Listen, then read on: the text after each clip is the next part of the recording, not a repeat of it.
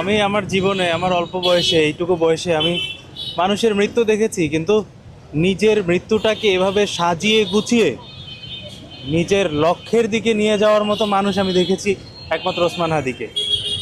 তার মৃত্যুটা কিভাবে হতে পারে, সম্ভাবনাময় মৃত্যুর কথা বলে দিয়েছে।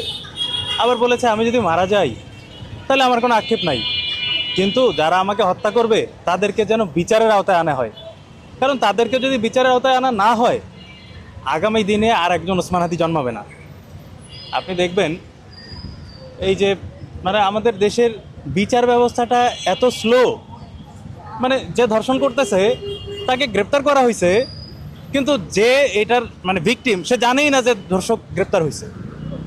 আচ্ছা, এরপরে সাজা দেওয়ার পর্বটা এত ধীর স্থির যাচ্ছে যাচ্ছে যাচ্ছে, পরবর্তীতে হয়তো তার সাজা হয়, কিন্তু যেই এলাকায় অঘটনটা ঘটছিল ওই এলাকার মানুষ জানেই না যে তার সাজা হয়েছে, পাশের বাসার লোকও জানে না তার সাজা হয়েছে।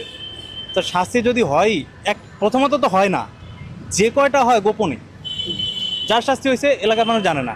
তাইলে এই এলাকা থেকে তো আগামী দিনে আরেকজন সন্ত্রাসী বের হবে, তার যে সাজা হয়েছে ওটা তো জানে না। তো আসলে হাদি ভাইয়ের মৃত্যু আমার মনে হচ্ছে যে ওই যে আমি রবীন্দ্রনাথ ঠাকুরের একটা লেখা পড়েছিলাম যে ওই যে মেয়েটা মরিয়া প্রমাণ করিল যে সে মরে নাই। আমরা হাদি ভাইয়ের ক্ষেত্রে দেখেছি যে তিনি মরে যাওয়ার মাধ্যমে অমর হয়ে গেলেন। তিনি যদি বেঁচে থাকতেন তাহলে তো হয়তো একদিন মরে যেতেন। এখন যখন তিনি মারা গেলেন, এখন তিনি অমর হয়ে গিয়েছেন আমাদের অন্তরে। বেঁচে থাকলে একদিন মরতেন, এখন মারা যাওয়ার পরে আমাদের অন্তরে স্থান করে নিয়েছেন, সারা জীবন আমাদের অন্তরে থাকবেন।